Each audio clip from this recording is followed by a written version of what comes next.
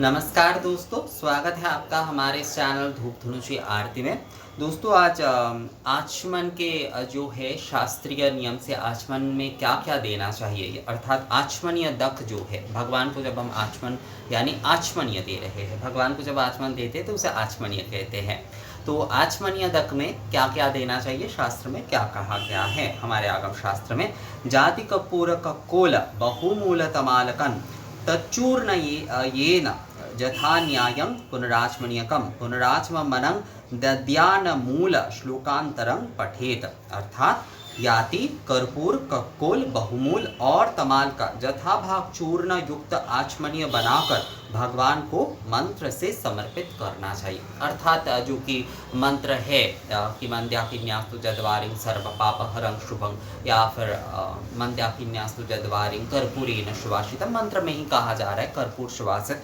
तो बहुत सारे लोग मुझे कहते हैं कि दादा ये इतने सारे कभी कभी तो नहीं मिल पाते हैं कि जाति कक्कोल आदि। जाति फल तो आपको मिल ही जाएंगे, जो पूजा भंडार होते हैं वहाँ पर जाति फल के बारे में आप कहेंगे तो अवश्य रूप से वो आपको मिल ही जाएंगे, क्योंकि जाति फल जो है हमारे मसाले आदि में भी जो है उसका प्रयोग किया जाता है। तो जाति फल जो है वो मिल जाएंगे आपको, और कपूर ये तो मिल ही जाएंगे, कक्कोल आदि ये जो है ये सारे भी मिल ही जाते, कोई समस्या नहीं है।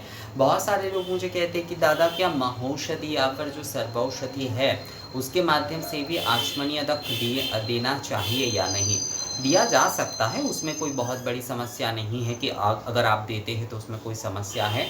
पर साधारणतः अगर आप नित्य प्रतिदिन की पूजा में दे रहे हैं तो मैं आपको कहूँगा कि आप केवल कपूर से भी दे सकते हैं। केवल अच्छे वाले जो कपूर होते हैं उससे ही केवल जो है आप आचमनीय उदक जो है वो आप निवेदन कर सकते हैं। अर्थात जो है आचमनीय जल जो आप भगवान को देंगे, चाहे किसी भी आप उपचार विधि में दे रहे हैं, आप जो है जो भी भोग आदि निवेदन के समय दे रहे हैं, किसी समय भी आप दे रहे हैं, तो उसमें जो है ये जाति कपूर कक्कोल बहुमूल तमाल ये जो है इन सभी के चूर्ण मिलाकर जो है आचमनीय तक देना चाहिए। अब आपके पास अगर इतने सारे वस्तु नहीं भी है तो आप जाति फल और कपूर से या फिर जो है केवल मात्र कर्पूर से ही जो है, केवल मात्र कर्पूर से ही जो है आप जो है आचमनीय जल जो है वो प्रदान कर सकते हैं। चाहे वो भोग के लिए आप दे रहे हैं, चाहे वो उपचार निवेदन के पूजन के लिए आप कर रहे हैं, तो कर्पूर से ही केवल मात्र जो है वो किए जा सकते। मंत्र में ही कहा जा रहा है मंद्याकिन्यासु जद्वारिं सर्व पाप हरं शुभं, या और एक मंत्र में कहा जा रहा है मंद्याकिन्यास्तु जद्वारिं कर्पूरेण सुवासितम। अर्थात जो है मंद्याकिन्यास्तु जद्वारी अर्थात जो है गंगा जल या फिर गंगा समान जो जल है, जो कि हम गंगे च यमुने चैव गोदावरी सरस्वती इस मंत्र के माध्यम से जो कि गंगा और सप्त नदियों की समान जो है वो जल हो जाते हैं, तो उसमें कर्पूर का सुवास होना चाहिए। कर्पूर के सुवास के माध्यम से जो है वो जल आचमनीय रूप में या पुनराचमनीय रूप में जो है वो आप भगवान को निवेदन कर सकते हैं। अर्थात जो है आचमनीय उदक में जो है कर्पूर आदि से सुवासित करके ही जो है वो आप दे सकते हैं। विशेष पूजा के दिनों में कोशिश करिए कि जाति कपूर कक्कोल बहुमूल तमाल आदि सभी चूर्ण आदि मिलाकर जो है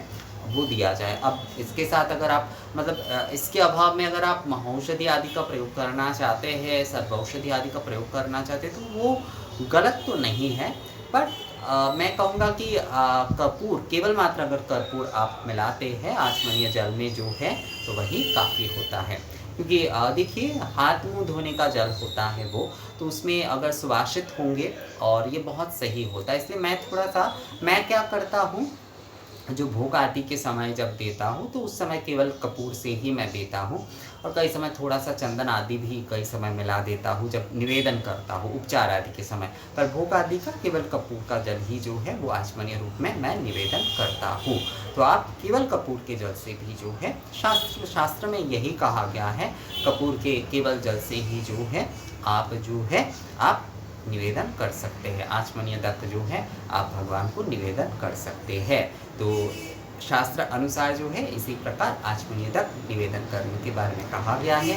आप लोगों को ये वीडियो कैसा लगा मुझे कमेंट्स करके ज़रूर बताइएगा। मिलते हैं आप सबके वीडियो में, तब तक के लिए नमस्कार।